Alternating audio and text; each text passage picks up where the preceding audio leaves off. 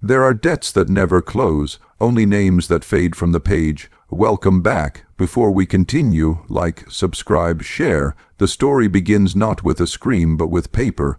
In April of 1834, a series of clerical documents were found bound inside a parish record book in St.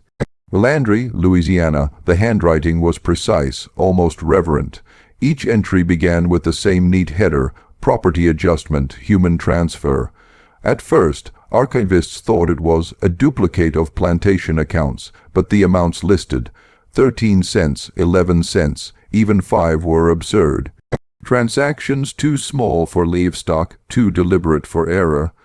The ink had browned with time, yet the signatures were legible: Judge Ephraim Blanchard, Samuel Dunn, and a man whose name appears nowhere else in official records, Magnus Kade.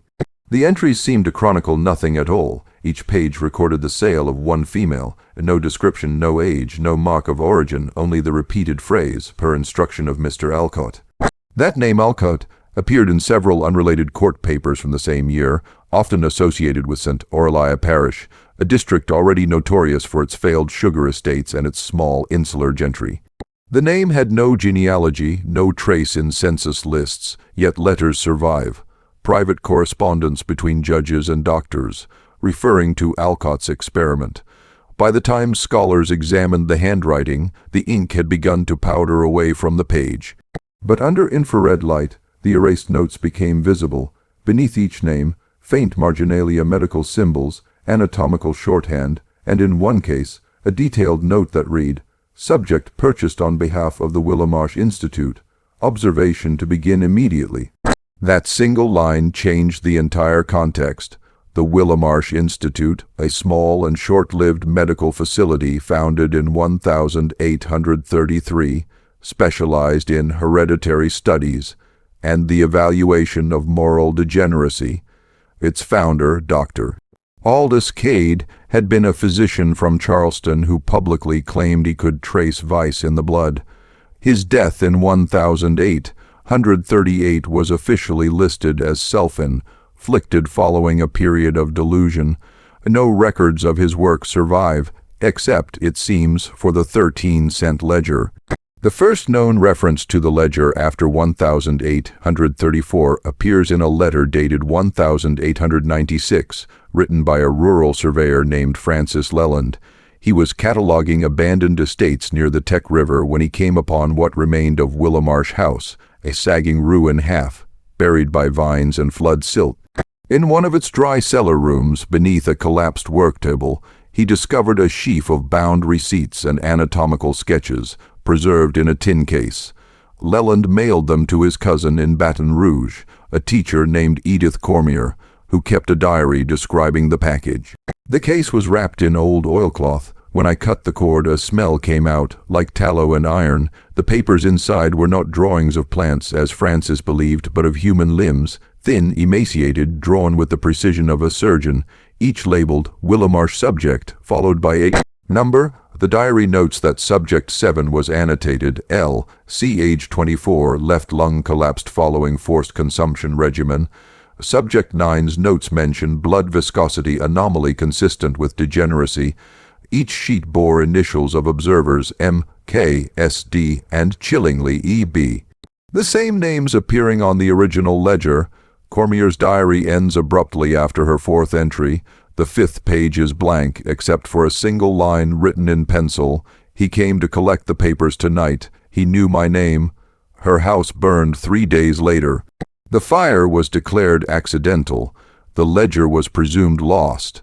In 1932, during a Works Progress Administration WPA cleanup of state archives, a historian named Arthur Bellamy found a fragment of the same ledger, charred on one edge, the pages warped. It contained 3 surviving entries, including one marked 1834, purchase recorded at 13 cents per Mr. Alcott's decree. Bellamy's marginal note reads, suggests symbolic pricing 13 cents indicating experiment series, possibly linked to phrenological trials or blood comparison tests. He never published his findings. In a 1937 letter to a colleague, he wrote, "There is something diseased in those documents. It's not merely the cruelty of it, but the orderliness. They treated horror as arithmetic." Bellamy died in 1941. His daughter sold his library to a private collector in Georgia. For half a century, the 13-cent ledger was forgotten again. What brought it back into public awareness was not a historian but a podcaster. In 2021, a small YouTube channel specializing in historical oddities and unsolved archives aired a 3-part series titled The 13-Cent Ledger, America's Forgotten Experiment. The host, Daniel Rohn, claimed to have obtained digital scans from an anonymous archivist in Baton Rouge. The videos gained traction for their unnerving tone. Rohn spoke softly, almost reverently, describing the ledger as a map of degradation built on pseudoscience. He compared it to the Tuskegee study, though earlier by nearly a century. In Part 3 of his series, uploaded in February 2022, Rohn read an excerpt he said came from a supplementary field report. It contained descriptions of human subjects being bled for temperament analysis, their humors recorded according to phrenological categories. 3 days after that upload, Rohn's channel vanished. His website went offline. When journalists attempted to contact him, they found his apartment empty, his social media scrubbed. Only the first 2 videos survive, mirrors uploaded by viewers before the channel was deleted. In those surviving clips, one phrase stands out. After recounting the final page of the ledger, Rohn leans close to the microphone and whispers, "They wrote that the experiment ended, but the handwriting changes. New ink, new pen, same paper. Someone kept writing." No official agency has confirmed the ledger's current location. Some claim it was absorbed into the State Forensics Archive. Others insist it resides in a private medical collection. What's certain is that the names recurring through it, Kade, Alcott, Blanchard, Dunn, are all linked through church registries and burial records to one estate, Willowmarsh, and Willowmarsh is not gone. Satellite imagery from 2020 shows its foundations still visible in the marshland east of Franklin. Locals avoid the area. They say the mud there still smells like iron after rain. There's a rumor, modern, unverified, that the ledger has a 13th entry, newly written in black ballpoint ink. It bears a date that should be impossible, June 12, 2021. The handwriting matches none of the 19th century authors. It simply reads, Subject 13 observation ongoing. The house at Willowmarsh inheritances rot slower than bodies, especially when the inheritance is knowledge. When researchers retraced the property records of Willowmarsh, they found the land first listed under the Bastian family, a line of small sugar planters from St. Landry Parish. But something changed in 1833, a silent exchange of ownership that left no sale record, only the notation transferred by internal arrangement. A map from that same year shows new boundaries drawn in ink so faint it's almost invisible. The annotation reads, Alcott tracked by medical charter. That phrase appears nowhere else in Louisiana's land registries. What was a medical charter? And why would a sugar estate need one? A letter from Dr. Aldous Kade, dated August 1833, may provide a clue. It's addressed to Judge Ephraim Blanchard, written from Charleston. The property is well suited for isolation. The soil is of no agricultural use, clay and salt, ideal for controlled habitation. We shall establish there an observation residence, and I shall make it both clinic and dwelling. Sum to be divided among investors shall remain trivial, symbolic only, 13 cents per life recorded. The original document was found in 1974, inside an old case file, misfiled with tax appeals. The archivist who found it, Irene Montrose, wrote a marginal note. The wording sounds ceremonial, as if the payment were not currency but covenant. By late 1833, carpenters were hired from New Iberia and Baton Rouge. They built a two-story structure on wooden pilings, sunk deep into the marsh, part residence, part workshop.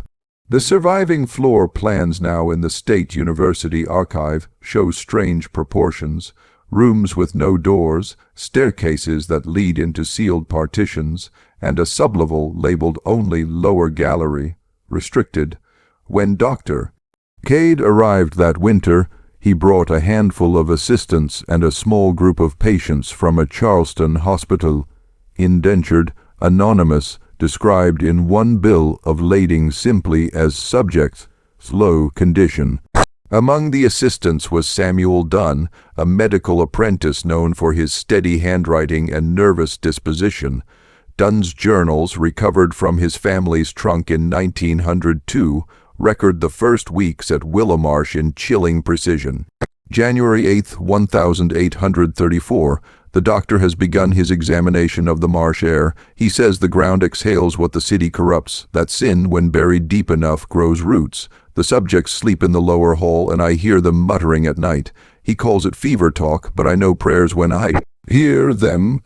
January 22nd, a woman arrived from St. Landry by wagon. They call her the mulatto laundress, though she has the posture of someone once accustomed to authority. She is to be the 12th. The doctor made me note her pulse as she entered. Steady. He smiled as he wrote the number 12 in the ledger. These entries align precisely with the 13-cent ledger's 12th transaction. The handwriting matches. The ink was analyzed in 1989, confirmed to be the same type used in early 1834 Louisiana, but Dunn's entries grow erratic afterward. Dink blots, abrupt stops mid-sentence, sentences rewritten. February 5th. The doctor has requested another set of glass slides. He says the eyes tell the story. He says the blood speaks in patterns if you know where to look. I tried to object, but he reminded me that observation is mercy, not cruelty. He has a way of saying things that sound like scripture. The final legible page reads, "The 12th has begun to mimic his words. She says she hears a buzzing behind the walls." After that, Dunn vanishes from all records. His name is crossed out on payroll rosters from March 1834, and a replacement assistant is listed, M. Kade. Family historians believe this refers to Magnus Kade, Aldous' younger brother, a failed theology student who left the seminary under scandal. Marin's later notes, preserved only in fragments, are more confessional than clinical. In a scrap found inside the ledger's back cover, he writes, "He said the soul has texture, that you can measure it if you bleed it slow enough. I think he began to see them as mirrors, not subjects. He said each of them carried a trace of the first sin, and that by measuring its weight he could weigh God's disappointment itself. The handwriting trembles, the ink darker. By summer, the estate's letters cease, but one witness, a local ferryman named Jonas Meyer, testified in 1840 during a property dispute that he had once delivered sealed jars and crates of medical refuse from Willowmarsh to a riverboat bound for New Orleans. He described the jars as half, filled with pale liquid and gray strands like roots. When questioned, he said one crate broke open and a woman's braid came out, still wet. Meyer's statement is preserved in parish archives, dismissed as drunken exaggeration. Yet his account aligns with later forensic reports suggesting that Willowmarsh had been used for tissue preservation experiments, a precursor to the anatomical collections that became popular in 19th century European medical societies. What sets Willowmarsh apart is its theology. Every document bears the same Latin inscription beneath the seal, Deus in carne examinator, God is examined in flesh. The institute shut down abruptly in 1838 after Dr. Kade's death and alleged suicide. The coroner's record states that he was found in the marsh, seated upright in a boat, his throat cut but his hands folded in prayer. However, a later physician, Dr. John Vesey, reviewing the notes in 1861, wrote, "No autopsy of Kade was performed. His assistants reported that his body had changed, skin waxen, eyes opaque, blood thickened like resin. They said he had become one of his own subjects. Whether metaphor or truth, Vesey's note casts a shadow. For when the coroner's wagon arrived, there was no body. only a coat stained with dark fluid, and inside the pocket, a folded page from the ledger. It read, Subject 13, unlisted, observation continues. The 13-cent ledger should have ended there, but across decades the name Willowmarsh reappears in letters, church registers, asylum admissions. Always a reference, never an address. One asylum in particular, St. Orlia Infirmary 1008, 189-1905, kept a file labeled Marsh Patient. The attending nurse described her as mute, her hands perpetually clasped as if holding something invisible. She scratches numbers on the walls, always 13. She refuses food unless it is measured with a scale, says she must keep the ledger balanced. Her identity was never confirmed. DNA tests in the early 2000s run quietly by a Louisiana University team suggested her maternal line traced back to the Bastian family, the original owners of the Willowmarsh property, meaning the last patient might have been one of their own.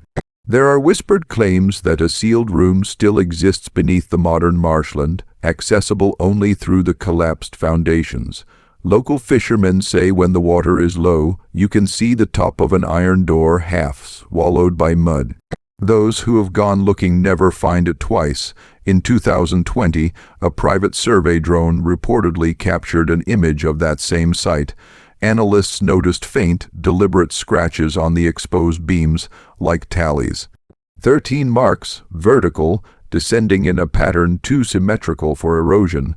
The image was removed from the online archive within hours. They said the experiment was to end with the 12th. A voice claims in a surviving transcript of Roan's unreleased Part 4. But Kade wrote one more. The 13th wasn't a subject, it was the observer. The blood catalog, every science begins as a kind of worship, then the prayer turns inward.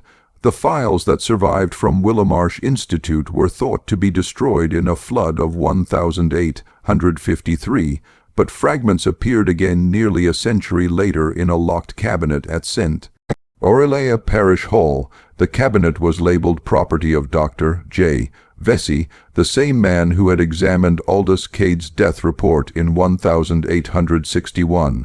Inside were 17 folders, each water-stained, each marked with a Roman numeral. Most of the papers were nothing but dust and mold, but in one folder marked Roman 12, archivists found 2 intact notebooks. Both were written in the same narrow hand that matched the entries from the 13-cent ledger. At the top of the first page was the phrase, Catalog of Inherited Fluids, compiled by M. Kade under directive of the Willowmarsh Observation. It wasn't a medical log, it was a kind of scripture, a taxonomy of blood as moral inheritance. Type A was labeled the sanguine temptation, ineffable, corruptible. Type B was the melancholic deviation, useful for repentant studies. Type C, and this one written in trembling strokes, was the predestined strain, untraceable by parentage. Each type was followed by crude anatomical sketches. Beneath one, drawn faintly in pencil, the note reads, Subject 7, female, decay-resistant, persists after dissolution of heart tissue. Historians believe the persistence refers to Kade's early work on blood preservation, an experiment centuries ahead of its time, though clearly conceived in superstition. But another page changes the context entirely.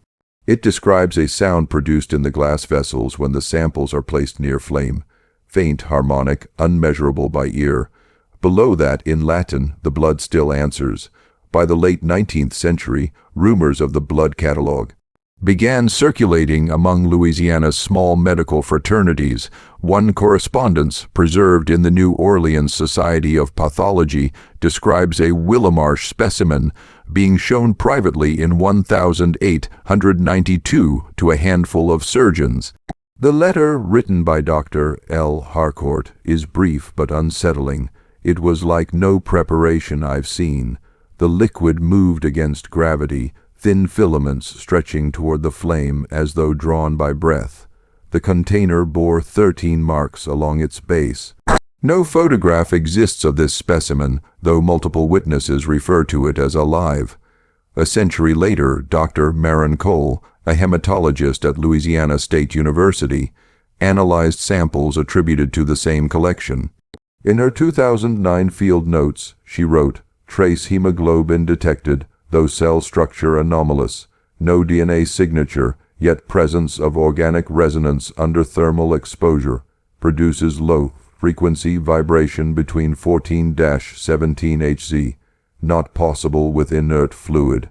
She later withdrew her report, claiming instrument error, but graduate students who attended her seminar recall her final remark before the data was deleted: "We're not studying blood, we're studying memory."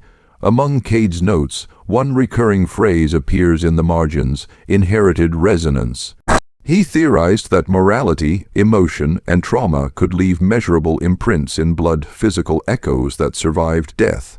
He wrote, "Sin leaves behind no wound visible to the eye, yet it corrodes the pulse. If heredity is the map of flesh, then perhaps guilt itself is an organ misfolded in the next generation.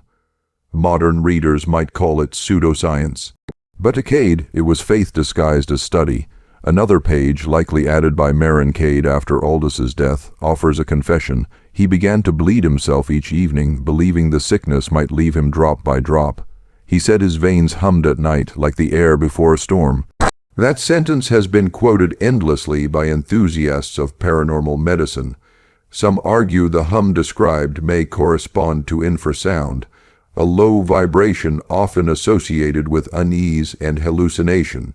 Yet no one can explain how 19th century experimenters would have understood such a phenomenon. A letter dated March 1838, written by the assistant Ephraim Blanchard to his cousin, provides a grim clue. "The doctor has instructed that I seal the lower gallery. The 13th jar was placed there tonight. He says the experiment is concluded, though the vessel still vibrates. I asked him what would happen if it breaks. He said, then the inheritance will have no name. The 13th jar has become legend among archivists, a relic never proven to exist, but whispered about whenever the ledger is mentioned. Some claim it was buried beneath the Willowmarsh floor, others that it was taken to New Orleans and displayed under a false label in a phrenological museum. In 1951, a museum fire on Royal Street destroyed a collection labeled Private Anatomical Curiosities, Lot 13. Among the items catalogued before the fire was a preserved humeral specimen in red glass, emitting faint tonal oscillation. The description matches Blanchard's account. But perhaps the most disturbing evidence comes from a set of audiotapes dated 1978, recorded by the historian Arthur Bellamy Jr., son of the man who rediscovered the ledger in the 1930s.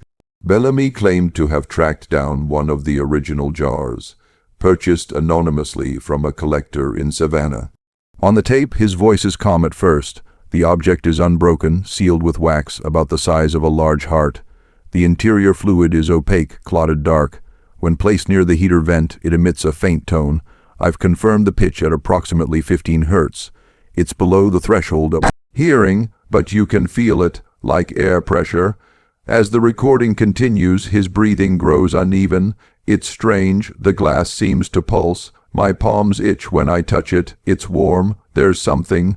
No, someone speaking under the tone. A minute of static follows. Then, faintly, a whisper. 13. Balance remains. Bellamy's body was found in his study 2 days later. The jar was missing. The tapes were seized by police, but never logged into evidence. In 2021, the YouTuber Daniel Rohn mentioned these same recordings during his 3rd episode, claiming he had heard them himself. "It doesn't sound like static," he said. "It sounds like breathing through water." He also displayed a scan of one page from the blood catalog, showing the same Latin phrase seen in the ledger, Deus in carne examinator, but this time someone had added a line below it in English, and the flesh now examines us. The connection between the blood catalog, the 13-cent ledger, and modern forensic reports remains uncertain. Yet across all versions, one constant recurs, a pattern of 13, names, vessels, generations. Genealogists tracing descendants of the Bastion and Kade families note that every few generations, a child is born with a rare hematological anomaly, hyperviscosity, undiagnosed immune disorders, unexplained low-frequency tinnitus. Locals call it the Willowmarsh hum. In interviews recorded in 2023, several descendants claimed they could sense when storms were coming, not through smell or sight, but through a vibration in the blood. One woman said quietly on tape, "When the thunder rolls, it answers something inside me. My grandmother said that's when they're counting again." Perhaps that's why the 13-cent ledger still matters, not because it recorded deaths, but because it may have mapped something that refused to die. In Kade's final marginal note, barely legible beneath a stain of dried rust, he wrote, "It is not about who we were. It is about who keeps remembering. The Willowmarsh inheritance memory is the only blood that never clots." When Willowmarsh Institute was officially dissolved in 1854, its property reverted to the parish of St. Aurelia. The main building stood empty for decades, slowly sinking into the wetlands. By 1890, only the foundation remained visible above the reeds. But local children refused to play there. They called it the place that hums. Oral histories collected by Ellen Varro, a schoolteacher who documented regional folklore between 1912 and 1919, mention red glass buried under the soil that sings when you walk over it. She dismissed these tales as imaginative echoes of Reconstruction-era fear. Yet her last entry, dated May 4, 1919, suggests a change of tone. "The marshline is lower than before. We uncovered an old brick corner and a rusted doorframe. There was a vibration in the air, faint like bees inside a wall. It stopped only when the sun went down." That same week, Varro's diary ends mid-sentence.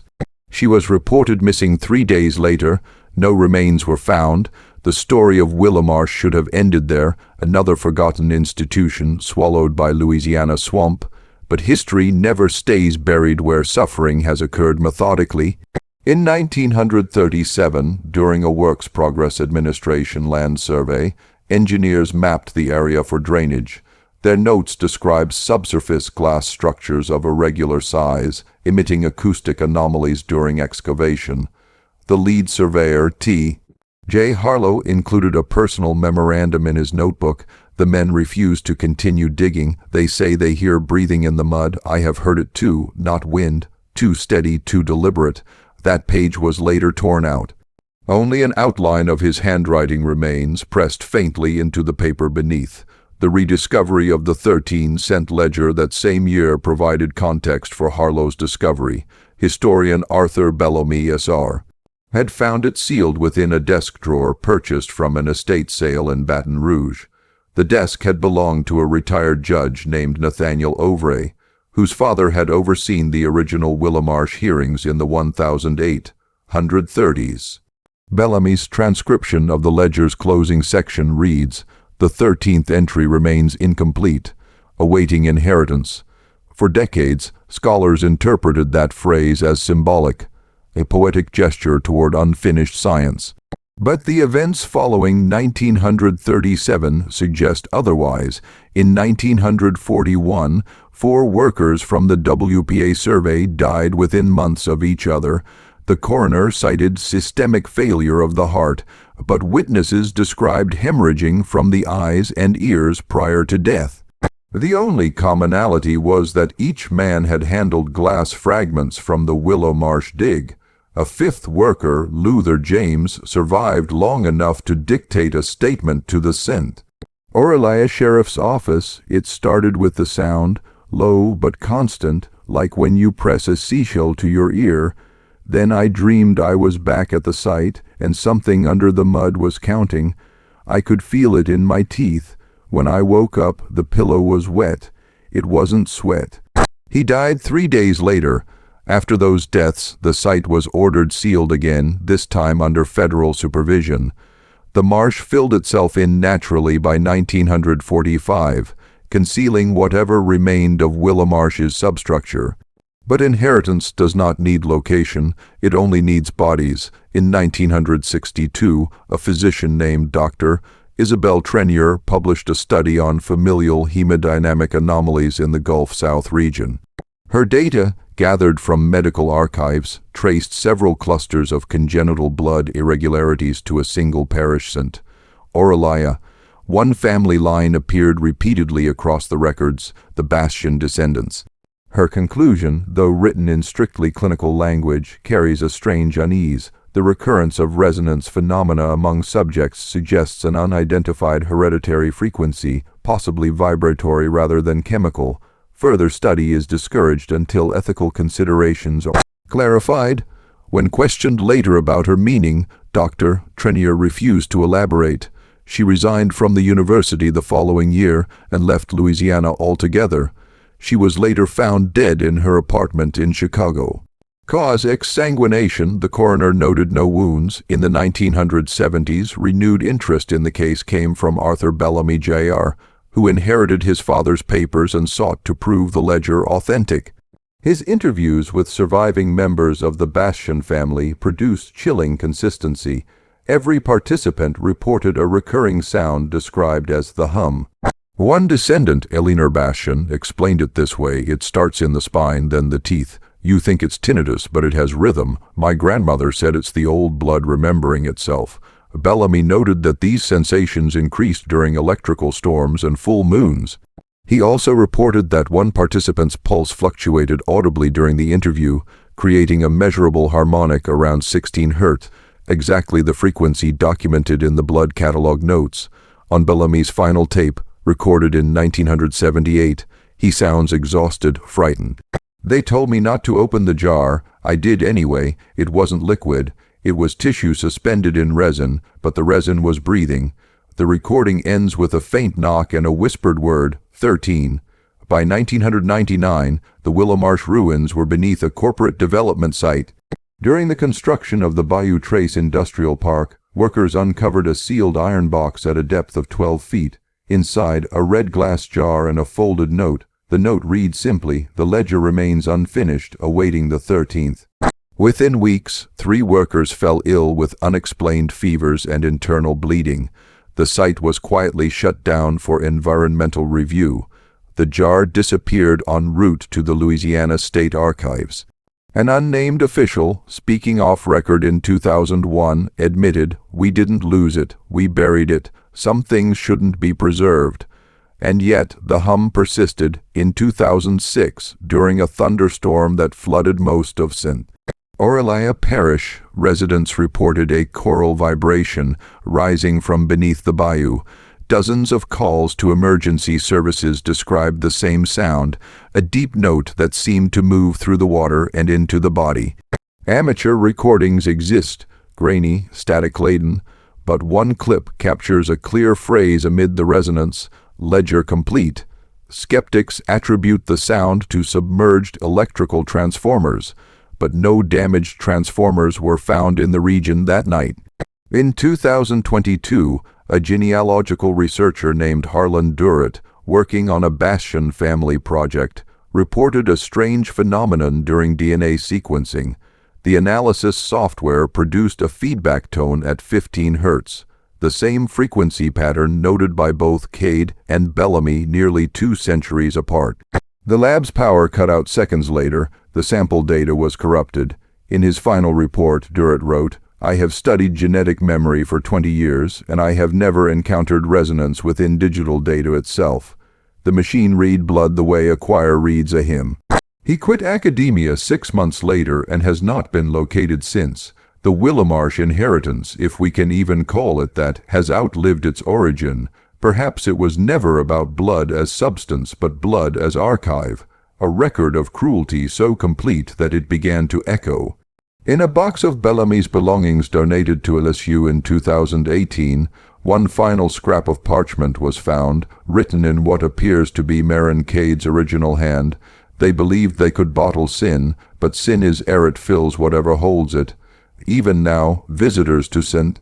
Aurelia report that on certain nights, when the bayou water is low, the ground vibrates faintly beneath the cattails.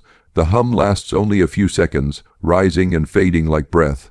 Locals say it's the 13th finally finding its name. The anatomist's pledge to cut the body is to question the soul. The year 1836 marks a decisive shift in the Willowmarsh records. Until this point, Dr. Magnus Kade's notes read as cautious, methodical, written in the formal cadence of early medical prose. But the entries dated between March 17 and June 2, 1836, reveal a different tone, altogether intimate, almost devotional. The ledger moves from observation to confession. The opening line of that section reads simply, "She hums in the night again. I think the glass remembers her name." It is believed that she refers to Clara Hemsley, Kade's assistant and rumored mistress, whose sudden disappearance in April 1836 coincided with the first recorded instance of what the later generations would call the hum. Court testimony from that summer references a red instrument and a series of blood measures performed on female subjects without consent. The transcripts were partially burned in the courthouse fire of 1842, but fragments remain. The glass organs vibrated, the pulse in the walls. She spoke without lungs. These phrases puzzled historians for more than a century until the discovery of Kade's anatomical diagrams in 1952. The sketches depict translucent vessels, some human, some unidentifiable, linked by capillary glass filaments. One figure is labeled Specimen Roman 13, the inheritance vessel. Beneath the drawing, in Kade's trembling hand, a note, "To isolate heredity from blood, one must make the blood remember itself." The most credible secondary source comes from Dr. Henriette Cuvelier, a visiting physiologist from Paris who spent 3 months at Willowmarsh in 1836. Her private correspondence to the French Academy of Sciences, preserved in the Bibliothèque Nationale, includes this passage, "Kade's experiments verge upon madness. He speaks of resonance as though it were a property of sin, measurable by tone. I observed one trial through the glass partition. An infant specimen, barely viable, trembling in rhythm with his own heartbeat. I left before the third pulse. Her letters cease after June. She never returned to France. By July 1836, Kade's handwriting becomes erratic. Ink bleeds through the paper, lines overlap. He writes of voices in the veins and veins in the air. One passage, circled violently in graphite, reads, "The others think the red jars contain experiments. Fools, they are archives. Each one sings the shape of its donor." The reference to archives corresponds with the later discovery of 12 preserved blood samples unearthed in the Willowmarsh subcellar during the 1937 survey. Each jar was marked with a symbol resembling the alchemical sigil for inheritance, a circle within a downward triangle. The 12th jar was found cracked, its contents crystallized like garnet. The 13th jar, however, was never catalogued. The journals of Nathaniel Ovray, the judge presiding over Kade's ethics hearing, provide chilling context. In an entry dated August 12, 1836, he writes, "He presented the child as evidence. It made no sound, yet the room vibrated as though the court itself were breathing. I ordered the experiment sealed and the mother removed. She was bleeding from the ears but alive." That woman's name does not appear again in any record. However, a baptism register from St. Aurelia Parish lists an Eleanor Bastian, baptized under guardianship of house physicians, in September 1836. The coincidence of dates is too precise to ignore. A later section of the ledger contains a single chilling entry under the heading, "The Pledge." "To every generation a pulse shall answer, to every pulse a voice. Let none inherit silence." The handwriting grows faint, as though written from weakness or distance. Some scholars believe Kade had begun using his own blood as ink, a detail supported by spectrographic analysis of the manuscript in 1971. The iron content of the ink precisely matches that of human hemoglobin. By the winter of 1836, the Willowmarsh Institute had officially shifted its focus from comparative anatomy to inherited pathologies of resonant tissue. Only 6 staff members remained, all bound by oath to the anatomist's pledge, an internal doctrine prohibiting disclosure of their work. The pledge text, partially reconstructed from fragments discovered in Bellamy's 1940 research, reads, "We swear to observe the sound in all flesh, to record without voice, to open without harm, to divide only to unify. The 13th shall complete what the first began." No living signatories were ever identified, but their initials appear etched into the underside of one surviving laboratory table. One set of initials, M.K., is carved deeper than the rest, the strange phenomenon that followed the dissolution of the Institute in 1837 aligns eerily with this period. Residents reported that livestock near the grounds became skittish at dusk. Dogs refused to cross the perimeter fence. During storms, neighbors swore they heard singing through the trees, though no human voices were present. A local farmer, Jonas Pruitt, wrote in his field diary, "Something under the ground makes the air shake. It's like thunder caught in the soil. My wife says she hears the doctor calling." Pruitt's entire family disappeared 2 nights later. Their property was found empty except for a single red, stained bottle left on the table. Inside, nothing but clear water, yet when handled, it emitted a low hum. Decades later, forensic historians would describe Willowmarsh as the first site of bioresonant inquiry in the Americas. But those who lived near it called it the Whispering Ground. They believed that Kade had succeeded, not in curing disease, but in teaching blood to remember pain, and memory, once learned, cannot be unlearned. In 1840, a letter addressed to the Louisiana Medical Board arrived unsigned. The writer claimed to be the last living member of the pledge. The 13th jar was never completed. The vessel must be of willing blood, untainted by kin. If this reaches your hands, bury it with me. No burial record for any Willowmarsh physician appears after that year. Yet, in the attic of the Ovray estate, a sealed crate marked Willowmarsh materials was found during a 1909 renovation. Inside were several glass stoppers, surgical wire, and a single ledger fragment, still damp to the touch after 70 years. Written in a frail hand, "Her blood hums truer than mine." It is here that the known documents end and speculation begins. Some say Kade succeeded, others believe he became the 13th. But every family tied to Willowmarsh shares one quiet superstition passed down through generations: never whistle indoors. They say it awakens something that listens through walls. And if you hold a glass of water at night, perfectly still, and it trembles without cause, that's the blood remembering. The catalogue of veins, every vein is a memory pressed into flesh. After the 1836 disappearance of Dr. Magnus Kade and the subsequent closing of the Willowmarsh Institute, what remained of his work scattered quietly across the South. His assistants fled with fragments of his research, handwritten formulas, sketches, and, most disturbingly, portions of human anatomy preserved in glass. In 1842, a set of documents titled The Catalogue of Veins surfaced in Savannah, sold to a private collector. The seller's name is lost to history, but the buyer, Dr. Isaac Torren, a surgeon of some notoriety, recorded his impressions in a letter to a colleague. They are not diagrams, but confessions. Each page describes a person, their temperament, their sins, and beside it, a pattern of veins like the branches of a tree. Some patterns repeat, as the several bodies shared one map. He was not exaggerating. The catalogue contained detailed tracings of human circulatory systems, annotated with personal descriptions. No. Roman 7 prone to deceit, left auricle shallow, right vein hums in sleep. No. Roman 9 twin, voiced pulse, inherited guilt, resonance at 15 cycles. Historians now believe this catalogue was the precursor to Kade's blood catalogue referenced in the original ledger, yet it introduces something new: moral taxonomy. Kade appeared convinced that character could be measured anatomically, that sin left literal imprints on the vascular web. The preface reads, "In the honest man, the blood flows as straight as his word. In the liar, it turns upon itself, weaving knots of remembrance." When Dr. Torren attempted to reproduce Kade's methods, disaster followed.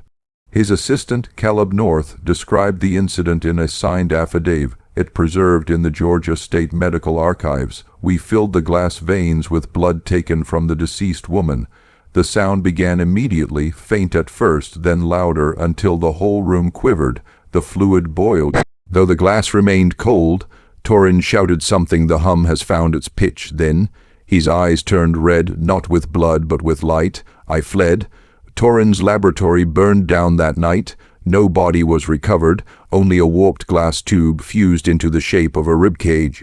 After this event, the catalog vanished from public record for nearly 50 years. It reappeared briefly in 1893 at a small academic exhibition in New Orleans, mislabeled as 19th Century Anatomical Curiosities. Visitors reported an uneasy sensation when approaching the case. One newspaper noted a persistent, low vibration that made the teeth ache.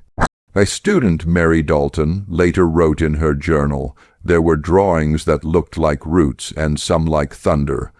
The longer I looked, the more I saw faces hidden in the veins."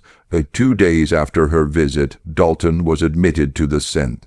Aurelia Sanitarium, diagnosed with hysterical hallucinations. Her condition worsened rapidly. She claimed to hear music coming from her own blood. Her attending physician, Dr. Charles Linton, wrote privately to his mentor, "It is not madness." I placed a stethoscope to her wrist and indeed heard a tone, low, steady, and rhythmic. When I moved the instrument to my own arm, it ceased. By the early 1900s, whispers about the catalog of veins spread through academic circles. Some said it was cursed. Others insisted it was the missing link between anatomy and acoustics. A small circle of biologists calling themselves the Resonantists formed in 1908, determined to decode its principles. Their manifesto, discovered decades later in a hidden compartment of the Bellamy archive, stated, "We believe the hum is not of spirit but of memory, that every act of cruelty alters the frequency of blood, that Kade heard not ghosts, but history itself." They began experimental work with sound, wave exposure to preserved tissue samples using modified phonographs. Initial tests were harmless, producing faint vibrations. But on November 11, 1911, an incident ended their research abruptly. The phonograph operator, Jonathan Crane, described what happened before losing consciousness. The sound deepened until it no longer passed through the air but through bone. The jar on the table began to sing, not from the outside but from within. Something inside the blood was remembering loudly. 3 members suffered internal hemorrhage. 2 others disappeared entirely. Their clothing remained in the lab, undisturbed. The building was sealed, and official records listed the cause as gas explosion. Following the Resonantist tragedy, the catalog was confiscated by the state and stored under restricted access.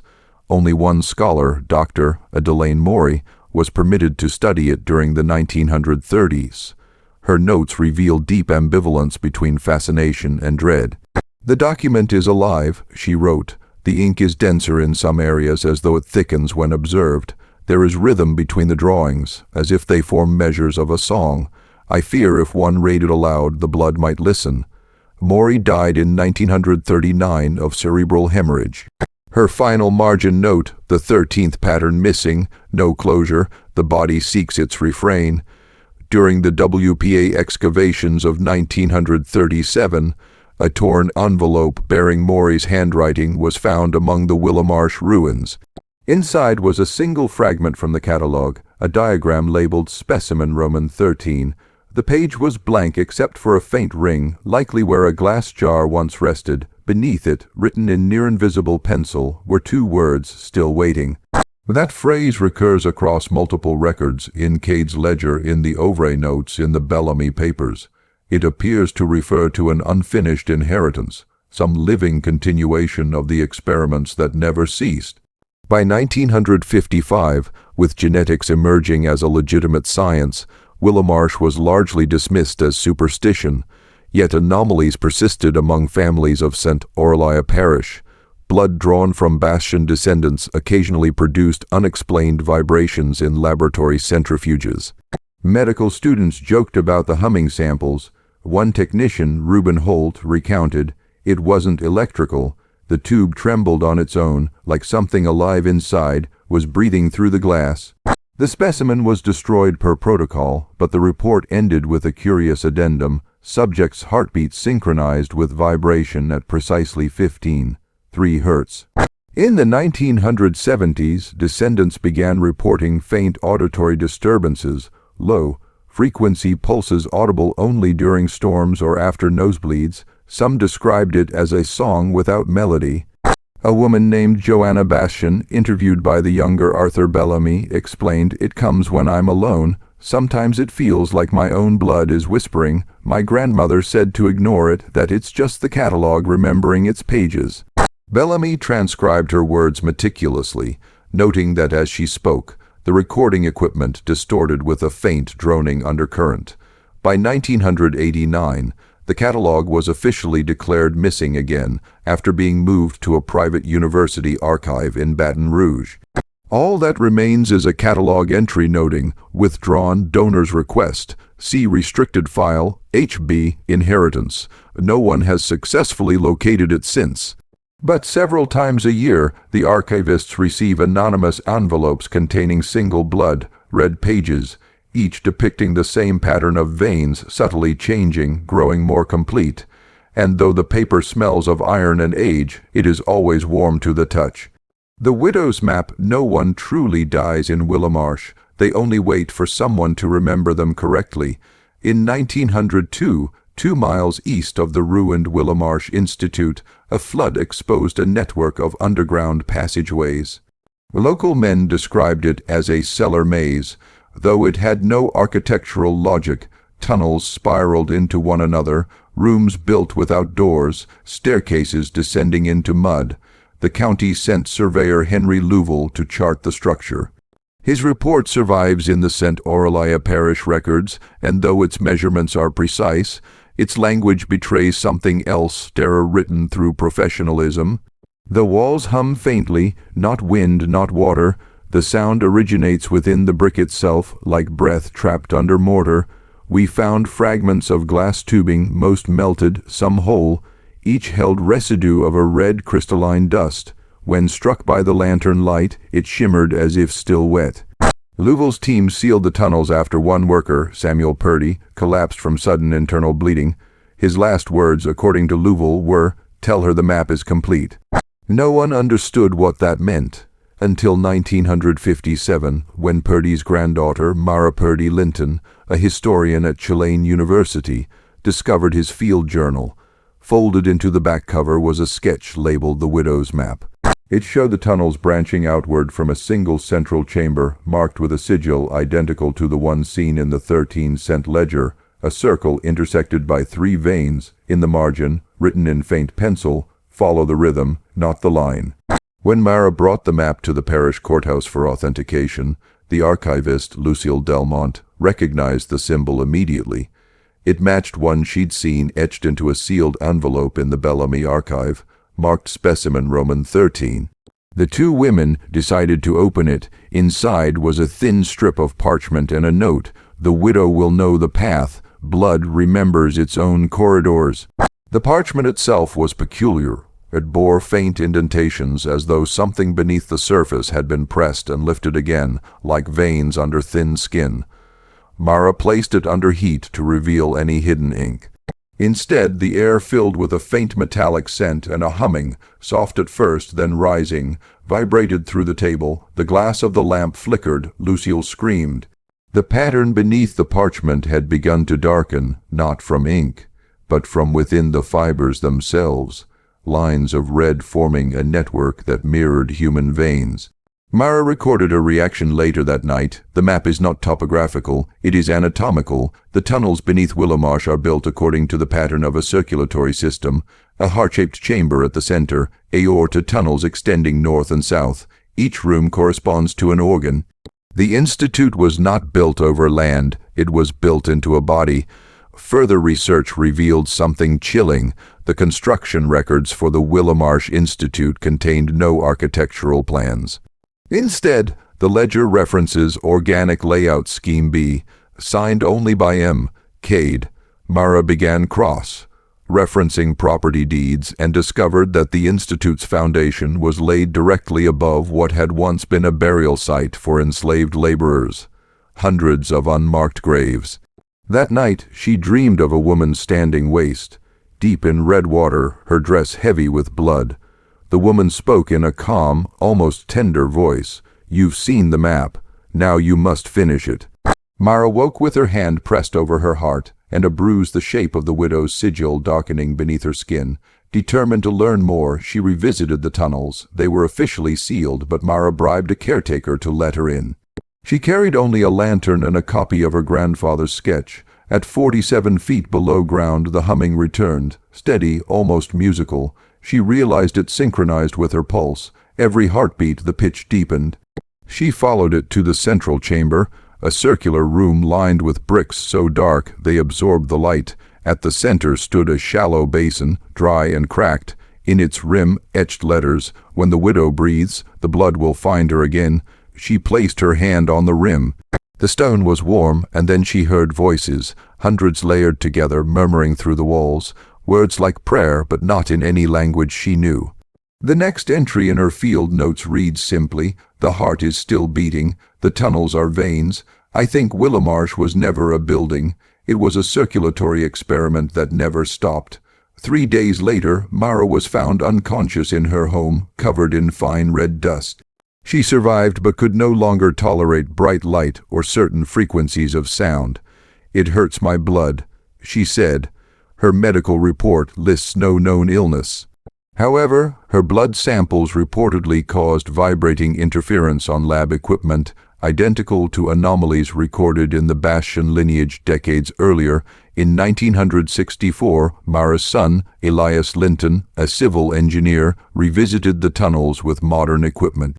His geophones picked up low frequency oscillations consistent with living biological tissue. Yet the readings came from solid brick. "It's as if the walls are breathing," he said on tape. "The hum modulates with the tides, like a pulse responding to the moon." When Elias published his findings, he was ridiculed. "Haunted geology," one reviewer wrote, but he continued investigating until his disappearance in 1972. His last letter to his mother read, "The widow's heart has started again. I can hear her calling names that aren't mine." In the decades that followed, several urban explorers attempted to rediscover the widow's map. Only one, Alan Frost in 1994, claimed success. His footage, grainy, dim, half-corrupted, shows him descending through narrow corridors until the audio picks up a sound like a deep breath. He whispers, "There's something alive down here." Then the camera drops and the recording ends. Search teams never found him. Today, what remains of the widow's map is held under restricted access in the Louisiana State Historical Vault. Visitors have reported faint warmth radiating from the metal case that contains it. In 2018, a graduate student conducting digital scans of the document noticed a strange phenomenon.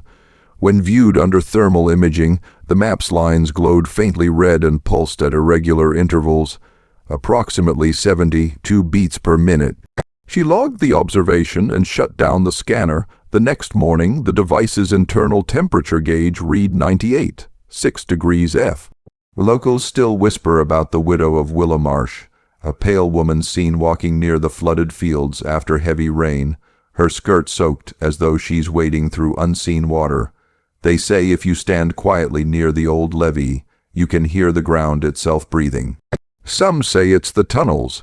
Others say it's the heart beneath them, still beating, still waiting for the rest of the body to remember it exists. And if you listen long enough, they claim you'll start to feel your own blood keeping time with hers. The heart beneath the archive, you cannot exhume a structure that was built to remember itself. In 1998, during renovations at the Louisiana State Historical Vault, a maintenance crew accidentally drilled through a sealed chamber beneath the archival wing. The chamber was undocumented on any blueprint. Inside, they found rusted medical instruments, fragments of surgical tables, and an iron-bound chest stamped with the sigil of M. Kade, the same architect named in Mara Linton's notes nearly a century earlier. Archivist Dr. Helena Fortuné oversaw the cataloging of the discovery. Her initial report, filed April 3rd, describes a faint rhythmic vibration detectable through the metal chest. Believing it to be a pressure anomaly, she ordered it transported to the secure annex. That night, the night guard recorded unusual readings on the facility's humidity sensors. The air in the annex had risen to 98% humidity, identical to conditions in human lung tissue. When Dr. Fortuné returned the next morning, she found condensation on the walls and footprints in the condensation leading directly to the chest. It had moved 6 inches from where it had been placed. The chest, when finally opened under controlled conditions, contained a single object, a glass vessel resembling a human heart. Inside the vessel was a dark, viscous fluid that pulsed faintly in intervals, once every 3 seconds. The vessel's interior showed no mechanical components, yet the pulse persisted for 26 minutes after exposure to air. The attached file, labeled Anatomical Correspondence, Specimen Roman 13, included letters dated 1008-149-1853 between Dr. Magnus Kade and Judge Harlan Greaves, both former associates of the Willowmarsh Institute. The letters revealed that Willowmarsh had not been a medical facility in the traditional sense. It had been an experiment in structural biology. Dr. Kade theorized that human consciousness could be imprinted upon architecture through replication of organic systems. A building could, in essence, live. The heart-shaped vessel found in the chest was his proof of concept. Stone, once infused with vital pattern, will remember its rhythm. Kade wrote in 1852, "The brick will breathe, the mortar will pulse, the corridors will think." The experiment, however, required what he termed an organic catalyst. In a subsequent letter, Kade described a failed attempt using animal material. The tone shifts halfway through the correspondence, clinical formality dissolving into religious awe. The widow volunteered, reads the final note. Her grief was sufficient. The body is merely an instrument. The foundation will bear her name forever. No identity was recorded for the widow, though later speculation linked her to a woman named Evelyn Bastian, widowed in 1847 after her husband, a parish coroner, died under strange circumstances. What matters is that Willowmarsh's foundations were laid directly over the site of her burial. After the vessel's discovery, Dr. Fortuné began documenting physiological changes among the staff who handled the artifact. She noted recurring nosebleeds, auditory hallucinations described as heartbeat, like hum, and an overwhelming compulsion to return to the chamber where the chest had been found. Security footage shows Dr. Fortuné entering the restricted section 11 times over 3 nights. On the 4th night, she did not return. When her body was discovered near the levee 2 weeks later, she had drowned in less than 12 inches of water. Her skin showed faint red branching patterns along the arms and chest, identical to the lines of the widow's map. Inside her pocket was a small recorder, the final entry, "It's moving again, the blood is remembering, I can feel the walls breathing, I think the archive is waking up." The investigation was quietly sealed. Officially, her death was ruled fatigue induced disorientation resulting in accidental submersion. Unofficially, archivists began reporting that documents stored near the artifact degraded faster than expected, as though absorbing moisture from within. One intern claimed that when she handled one of the Kade letters, the ink bled under her fingertips like something warm. She never returned to work. In 2001, the Vault's director, Dr. Roland Vescovi, authorized the transfer of the specimen to a deep storage facility in Baton Rouge. But within 48 hours, water damage appeared in the walls of the new annex, brown stains that traced the exact pattern of human veins when viewed from above. When a contractor drilled into one of the stains, he reported hearing a wet exhale from behind the plaster. The Baton Rouge facility was evacuated. The specimen was returned to the Louisiana Vault, where it remains under Class 4 isolation. Still, the phenomenon spread. Humidity sensors across the building began registering faint rhythmic oscillations, every 3 seconds, synchronized across 5 floors. Environmental engineers found no mechanical cause. When one technician left an audio recorder running overnight in the basement, it captured a sound like a heartbeat layered with whispering. The whispers repeated one word: home. No staff member could explain why. Over the next 3 months, archival catalogers began reporting identical dreams. A woman standing in water, holding something bright between her hands. She says she's waiting for the rest of herself. By 2015, the pattern had become undeniable. Infrared scans of the building's foundation revealed pockets of thermal activity consistent with mammalian tissue. The pulses intensified during thunderstorms, corresponding to fluctuations in atmospheric pressure, almost as if the structure were breathing in rhythm with the weather. A consultant from the University of Chilean's Department of Anatomy examined the data and remarked, "If I didn't know better, I'd say your archive has a cardiovascular system." When a journalist attempted to publish an expose titled "The Building That Bled," the article was mysteriously pulled before release. Her laptop crashed repeatedly during editing. The final saved file was replaced with an image of a red circle intersected by 3 lines, the widow's sigil. She left the state 2 weeks later and refused further interviews. Recent digital surveys in 2021 confirmed that the vault's foundation extends nearly 40 feet deeper than recorded. The lower strata contain tunnels structurally identical to those beneath the Willowmarsh Institute, suggesting the buildings share not just design but physical continuity. In other words, Willowmarsh never ended. It evolved. Some historians now theorize that Dr. Kade succeeded in binding organic architecture to the land itself, that each structure built with his principles, Willowmarsh, the courthouse, the vault, functions as part of one vast buried body. If true, the heartbeat recorded in Baton Rouge was not local, it was systemic. And if the system is still alive, then the question is not whether it will wake, but what it remembers.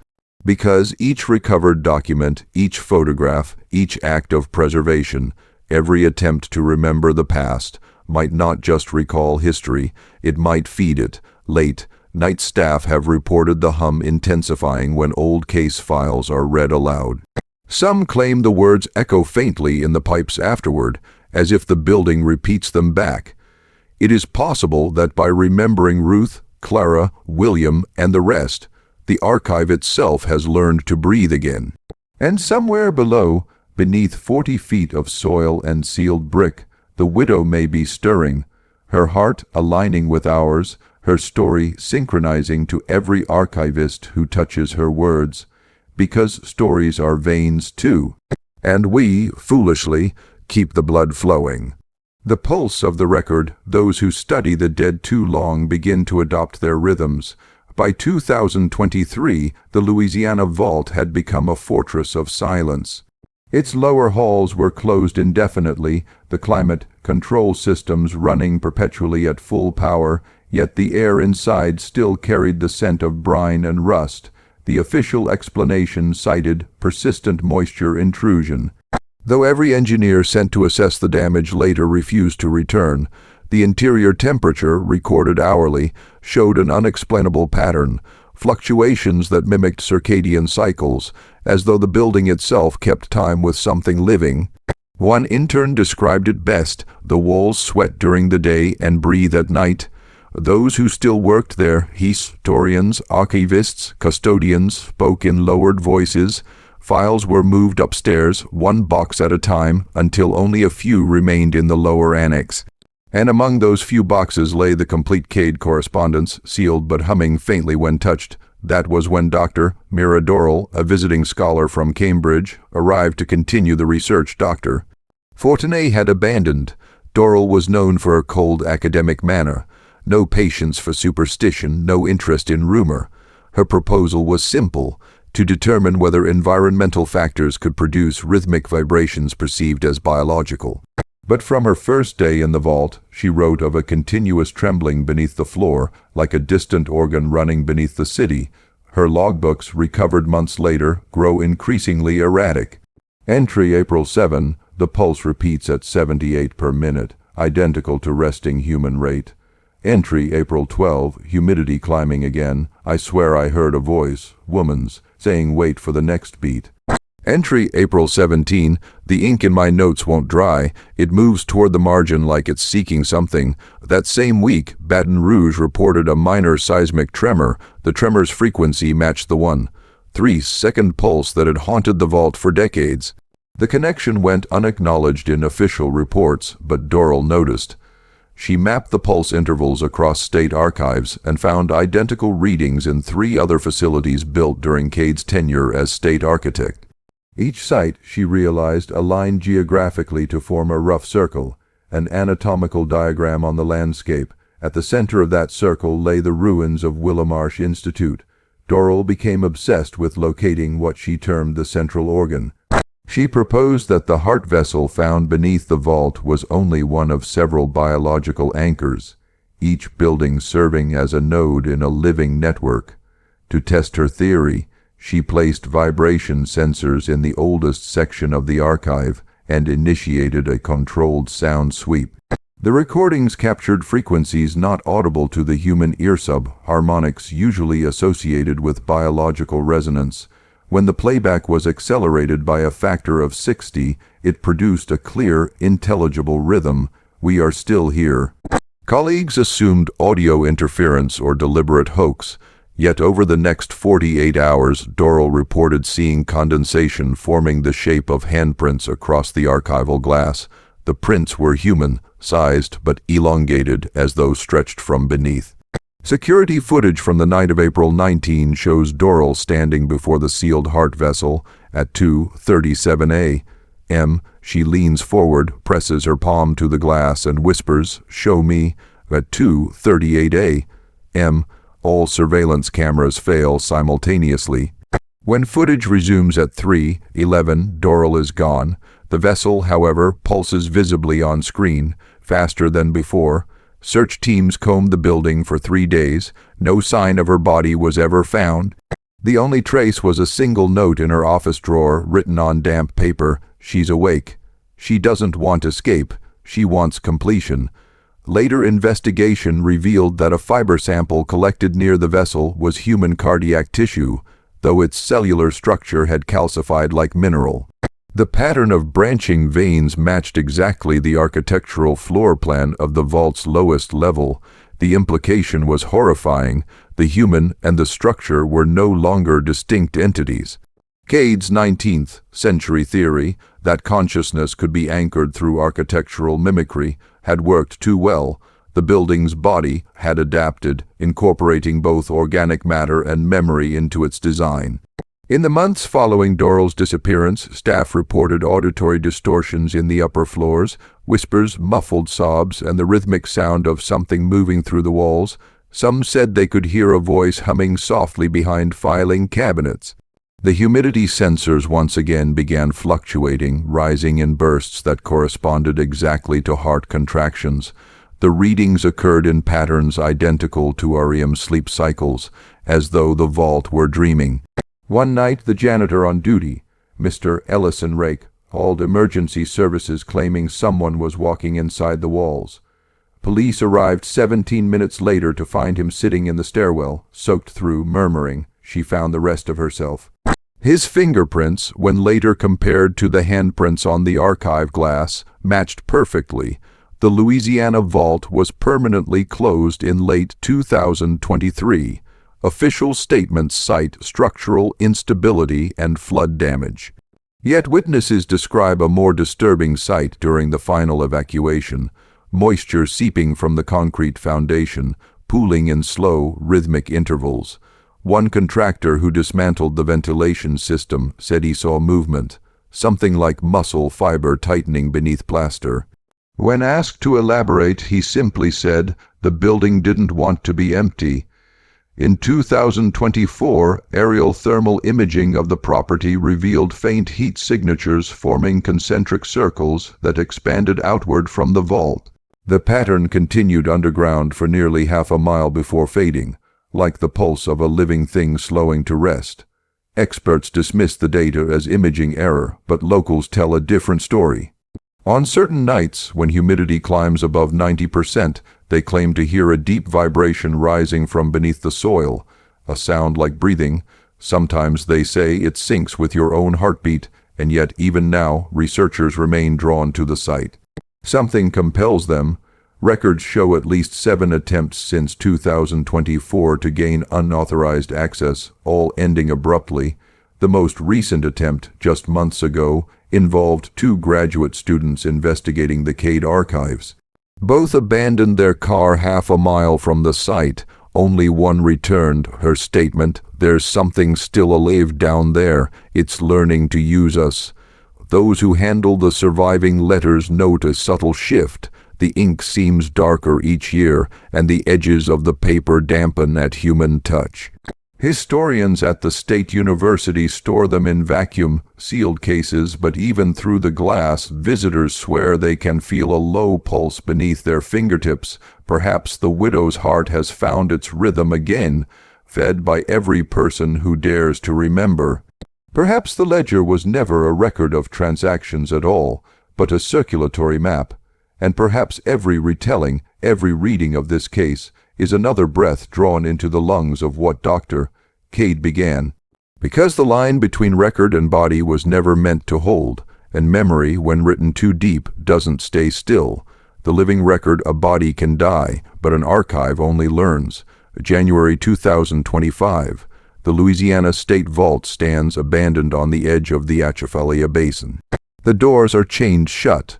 The windows are blackened with mildew, yet the air around the property is strangely warm, even in winter, thick with the odor of iron and wet stone. Local authorities, citing repeated trespass and vandalism, declared the structure unsafe for entry. But a small team from the university's Historical Reconstruction Department was permitted one final survey before the site's demolition. Their goal, document the interior and recover any surviving archival material. The team entered at dawn. By dusk, only 2 emerged. According to Field Report No. 442, recovered from a flooded camera case, the team descended through the service stairwell, where water covered the steps like transparent skin. They described an unnatural quiet.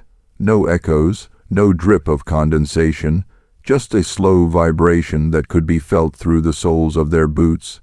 It wasn't sound, wrote Assistant Lee Sorrell. It was pulse.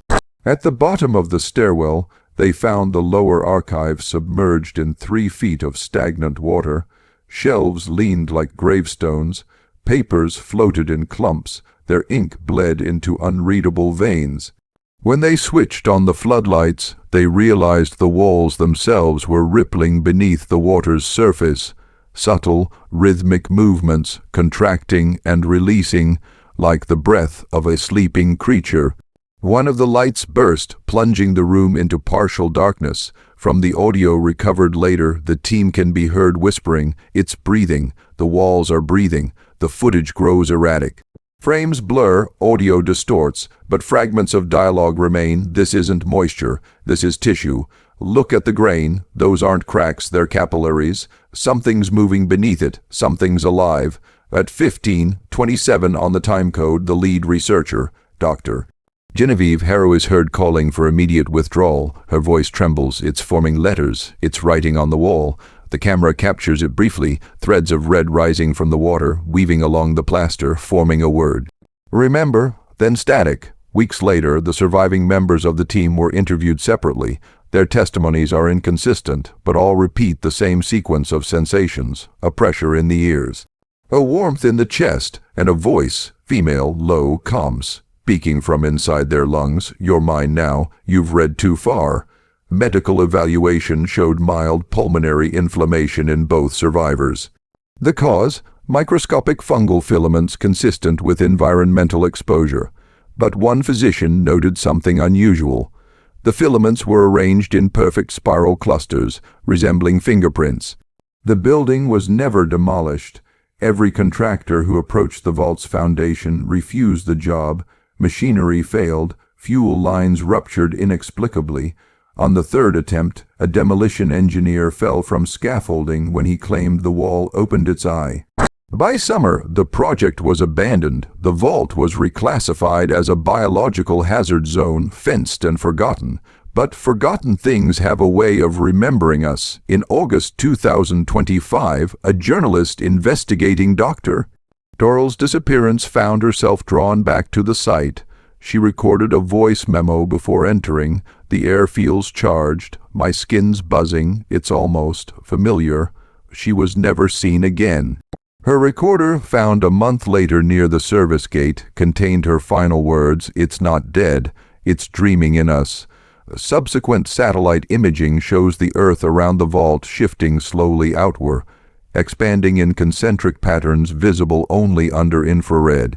The readings rise and fall every 3 seconds, heartbeat, the same pulse once heard in Willowmarsh, the same rhythm recorded in the Kade letters, the same beat echoing faintly through each archive built under his name.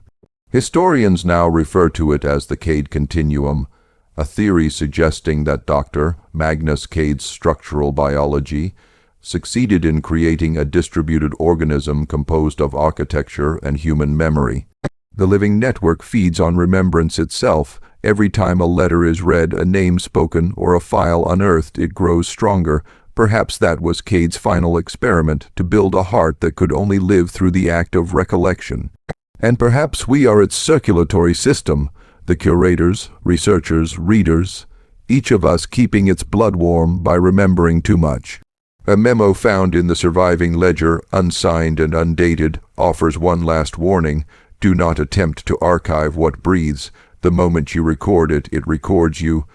Now, on quiet nights near the basin, locals still hear it, the low hum of a pulse buried under the earth, steady as tide.